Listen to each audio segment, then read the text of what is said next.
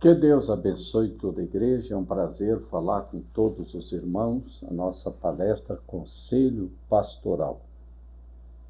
Sempre estamos aqui falando com todos os irmãos a respeito da família. A família é a coluna dorsal. O profeta diz que a coluna dorsal de uma nação é a família, e a coluna dorsal de uma igreja é a família. Então, nós temos que fortalecer a família com pastores. E hoje nós queremos ler com toda a igreja que Carta de Paulo aos Coríntios, capítulo 7, que é justamente um capítulo que Paulo fala sobre família, casamento. E quero focar o versículo 28, no capítulo 7, e aqui Paulo nos traz um conselho, até creio que li nos nossos programas anteriores, versículo 28 do capítulo 7. Paulo traz um conselho dizendo: se te casares, não pecas. E se a virgem se casar, não peca. Todavia os tais terão tribulações na carne, e eu queria poupar-vos. Então Paulo está deixando bem claro que se a virgem casar não peca, o jovem se casar não peca, mas Paulo dá uma observação aqui que às vezes esquecemos. Ele diz assim: todavia, os tais terão tribulação na carne. E Paulo diz: eu queria poupar-vos. Muito bem. O capítulo ele fala sobre casamento, inclusive o versículo 27 diz: estás ligada à mulher? Uma pergunta. Não busque separar-te. Mas estás livre de mulher? Não busque mulher. Mas se te casares, não pecas. E se a virgem se casar, não peca. Todavia os tais terão tribulação na carne, e eu queria poupar-vos. Muito bem. Vamos focar aqui. Todavia os tais terão tribulação na carne. O casamento é uma escolha. Você tem o direito de escolher casar e não casar. Você quer tomar a escolha que Paulo tomou. Paulo decidiu não casar. Não casou. Permaneceu solteiro, cumpriu seu ministério, e ele que escreve essas cartas. Inclusive, a primeira carta que ele escreveu à igreja de Corinto, no capítulo 7 aqui, ele está falando sobre o casamento. E nós falamos nas nossas palestras anteriores a respeito da origem da família que nasce no namoro. Também falamos aos jovens os cuidados que eles precisam ter na escolha de um casamento. São princípios que eles não devem abrir mão, para depois não ter problemas para o resto da vida, se Deus não entrar em cena. Primeiro, o namoro é um período que o rapaz está conversando com a jovem e ela tem o direito de saber deste rapaz, além da beleza que ela simpatizou, e ele também, que esse é um dom de Deus, mas ela tem o direito de, como disse Paulo, examine-se, pois o homem a si mesmo, ela tem o direito, nesse período de conversação com o rapaz, procurar saber quem são os pais do rapaz, saber também o seu comportamento e procurar se aproximar. Se congrega na mesma igreja, então não precisa Você está vendo ele o tempo todo. A única coisa que você deve observar, moça, eu já disse nas palestras anteriores, porque o jovem, quando casa, ele terá que cuidar das coisas do mundo para agradar a sua esposa. E ela também, por sua vez, cuidar das coisas do mundo para agradar o seu marido. Paulo vai falar isso aqui para nós. Veja bem, mas você tem que examinar, primeiro, parte financeira. Você só tem que saber se o rapaz, mesmo congregando na própria igreja, se ele é ou não dizimista. Eu disse isso para vocês várias vezes e repito, porque se ele não é um dizimista, não é um ofertante, sem dúvida vocês podem estar seguros, você, moça, pode estar segura que vocês não vão ter prosperidade, porque esse rapaz não é dizimista, nem ofertante. Outro ponto também, o comportamento deste rapaz na casa, no lar, com os pais. Também uma base muito excelente para você saber com quem você está conversando. E se esse moço não é um dizimista, não é um ofertante, e em casa é um moço nervoso, não respeita pai, não respeita mãe, isso também você deve analisar. Apesar de que Paulo disse, pais, não provoqueis ira aos vossos filhos.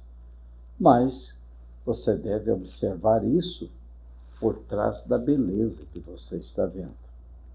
Que adianta você casar com um rapaz que você acha ele bonito, lindo, que é um dom que Deus te deu, de ser feminina, lógico, de namorar um rapaz e o rapaz a moça, mas você precisa saber se este rapaz, quem ele é.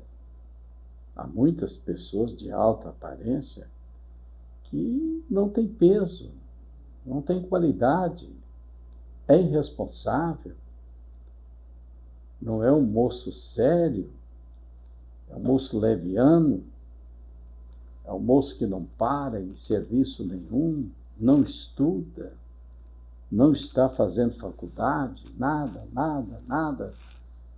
É um moço leviano. Mas você achou ele bonito, você vai viver só de beleza? Não.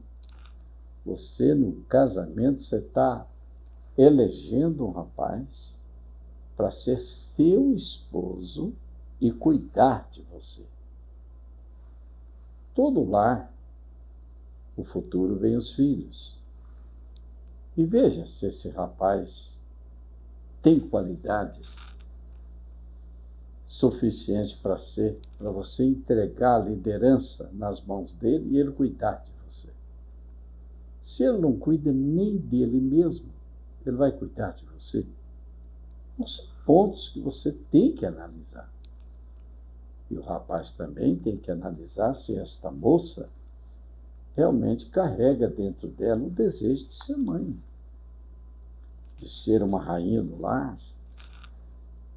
Você precisa analisar isso. De repente você está casando com uma moça que odeia criança, não quer saber de filhos, e não é uma moça cheia do Espírito Santo. Então o rapaz precisa observar se ela tem ou não o Espírito Santo. O profeta diz, me diga as músicas que você gosta, não é isto? E que eu te digo a classe de espírito que está sobre você. As roupas que se vestem também determina a qualidade de vocação que está sobre esse rapaz. Então, o moço que quer casar, que pensa no casamento, está pensando no lar, numa família. Não é simplesmente a questão de ter uma esposa, ter uma mulher com ele. Ele tem que saber que ele tem que assumir responsabilidade por ela, os pais vão confiar ela nas mãos dele, ele está assumindo a responsabilidade de um chefe de família. Mais tarde virá os filhos, e aí entra o que Paulo disse: aos que decidiram casar, terão tribulações na carne. Então, eu decidi casar. Quando jovem, na mensagem, eu tomei a minha decisão de casar. E, no entanto, as lutas que eu tenho enfrentado nesses 50 anos de ministério, eu tenho que sempre me lembrar que foi uma decisão minha casar.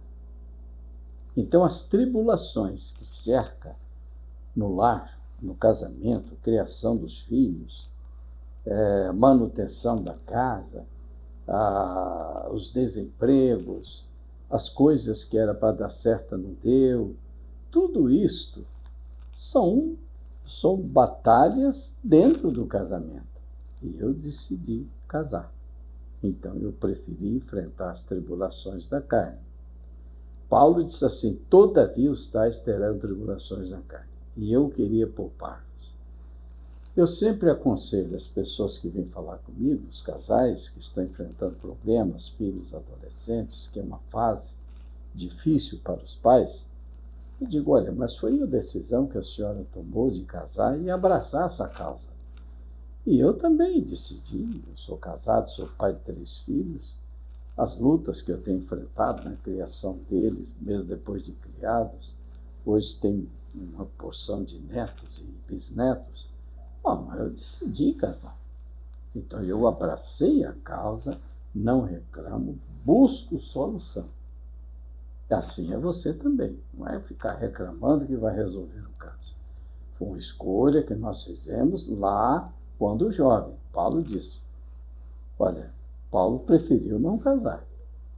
E ele disse: gostaria que todos fossem como eu, mas cada um tem um dom. E Paulo deixou de casar, ficou solteiro, manteve o seu ministério solteiro, mas ele deixou, você vê que Paulo foi justamente um apóstolo por excelência, e você vai observar que ele desenhou e deixou escrito todo o conselho necessário para as famílias. Esse item aqui é muito importante, eu quero mencionar ele. Todavia os tais terão tribulações na carne, e não quer ter tribulação. Se não queria ter tribulação, não casasse. Paulo deixou escrito: todavia os tais terão tribulações na carne. E eu queria poupar. Então, mamãe e papai, vamos abraçar a causa com alegria, vamos enfrentar o dia a dia de nossos filhos. Se é adolescente, vamos orar, vamos para os cultos de oração, vamos dar apoio a eles, estar nos eventos evangélicos, levá-los a receber o Espírito Santo, porque nós abraçamos a causa quando decidimos casar. A moça decidiu, o rapaz decidiu, e aí Paulo vem e diz: vocês vão casar? Tudo bem, vocês não vão pecar, casem, mas todavia os tais terão tribulação na carne, e eu queria poupar-vos. Então, vamos encarar a luta da família com prazer, porque nós decidimos, nós escolhemos, ninguém nos forçou. Eu namorei da moça, ela também, do rapaz, casou, e agora abracemos as lutas que vierem, vamos buscar solução e não separação. Porque, veja, quando Paulo diz: todavia os tais terão tribulações na carne, a gente fica consolado quando a gente recorta esse versículo. Aí a gente pensa assim: bom, eu escolhi, ninguém tem culpa, eu escolhi, e isso é honroso.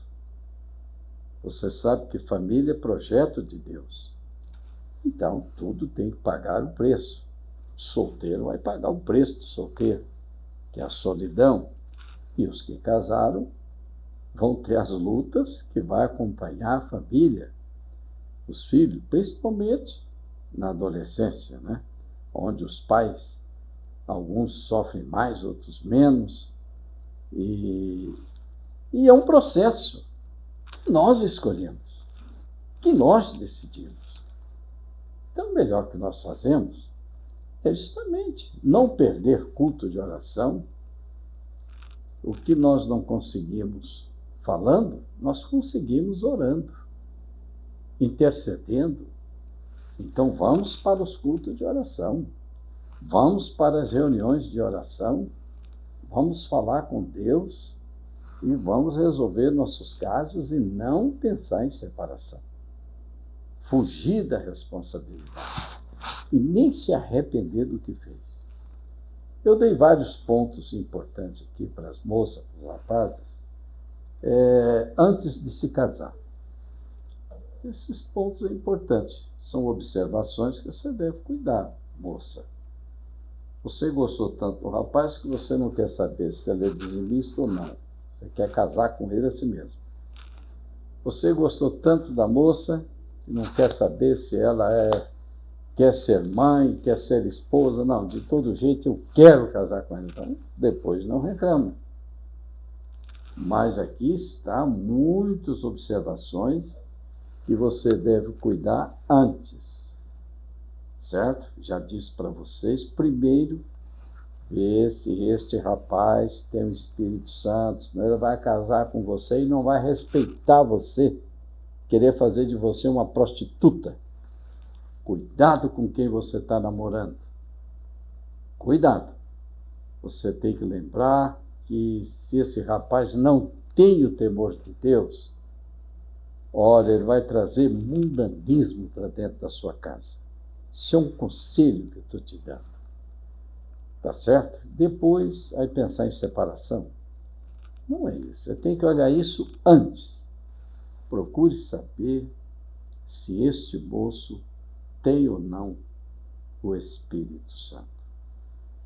Em seguida, já disse para vocês, se é dizimista, se participa da ceia, seu comportamento no lar, dá uma sondada nele no trabalho, quem é ele, certo?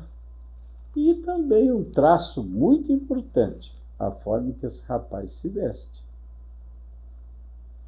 E vice-versa. Também esta moça, você tem que observar se ela é uma moça realmente que teme a Deus, ou se é uma moça vaidosa, que está mais mundana do que cristã, mas é bonita, você vai e casa. Então casa. Casa. Lá na frente, o problema é sério. Então você deve procurar uma moça que seja convertida e que tenha o Espírito Santo. Tá bom? Para mais tarde você não ter uma tristeza, um descontentamento, um problema e até divórcio. Acontece. É triste isso aí. Então, procure, antes de você assumir o compromisso, com quem você está assumindo esse compromisso. Namoro não é simplesmente simpatizar um pelo outro. Você tem que, moça, observar quais são os assuntos desse rapaz. Vê, tem namoro sólido, que conversa nas escrituras, ele tem resposta nas escrituras, namoro espiritual. Então, esses são os pontos que eu posso te ajudar e você não tomar uma decisão precipitada, tá bom? Mesmo que você gostou do moço, do irmão, mas procura saber quem é este irmão. Certas vezes ele passou a ser dizimista depois que passou a namorar com você. Mau sinal. Após o casamento, você vai ver com quem que você casou. Ele passa a frequentar os cultos após o namoro com você. Então, você está sabendo o risco que você está passando. O outro vem lá de fora, acha você uma moça decente, nem cristão é, nem o Espírito Santo tem, nem da família é.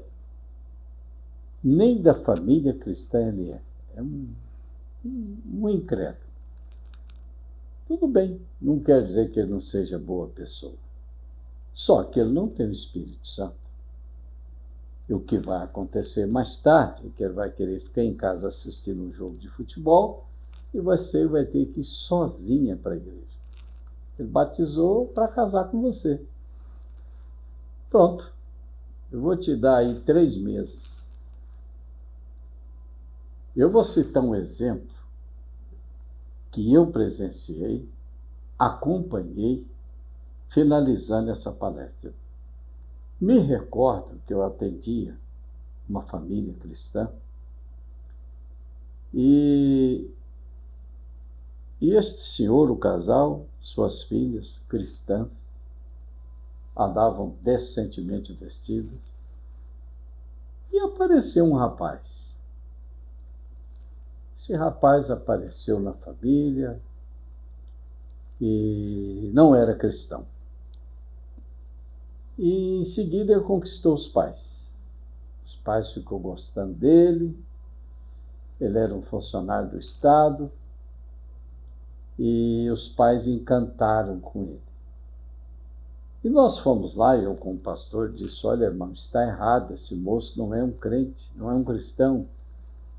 Aí ele dizia assim, ele é melhor do que muitos crentes. Escute bem o assunto. Olha, esse rapaz não é um cristão. Não, ele não é, mas ele é melhor do que muitos que eu conheço. Tudo bem. Eu não faço casamento. De repente, esse rapaz decidiu batizar, lógico, para casar com a moça. Tudo bem. No sentido legal, realizamos o seu batismo e agora, entre ele e Deus, casou. Foi feito o casamento. E este rapaz foi bem aí uns 3 meses, 4 meses, por aí. Logo vejo o que começou a acontecer. Ele não era um homem convertido, apenas batizou para casar-se com uma jovem. E lá no local onde ele trabalhava, tinha algumas festinhas e comemorações. E ele queria que a sua esposa vestisse como as outras, com roupas mundanas. Você sabe como está a sociedade, em parte. Então, a moça não concordou. Aí começou o problema. Certo? E o pai lá atrás dizia, ele é melhor do que muitos crentes que eu conheço. Resultado, separação. Ele queria que ela deixasse o seu padrão cristão, vestisse como as demais. Ele tinha vergonha de ir com ela nas festas mundanas em que normalmente ele frequentava. Então, resultado, divórcio, separação.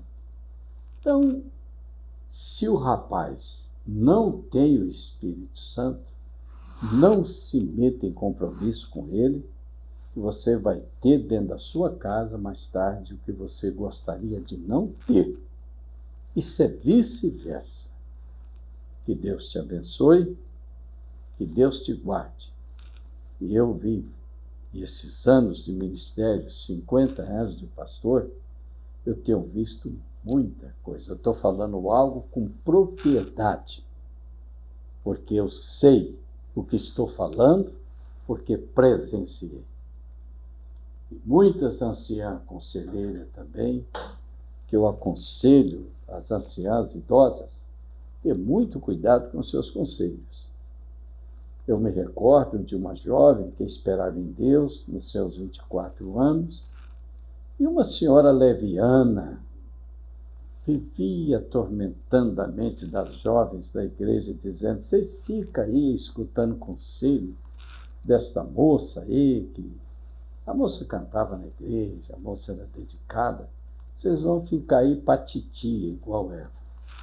Olha, lamentavelmente, uma parente, acho que neta dela, terminou precipitando num casamento com um homem desquitado, que nem cristão era, e o sofrimento depois, a conselheira idosa não podia fazer nada depois que ela se achou mal casada. A conselheira por aqui. Está entendendo? Então, muito cuidado. Quem deve te aconselhar é seu pastor.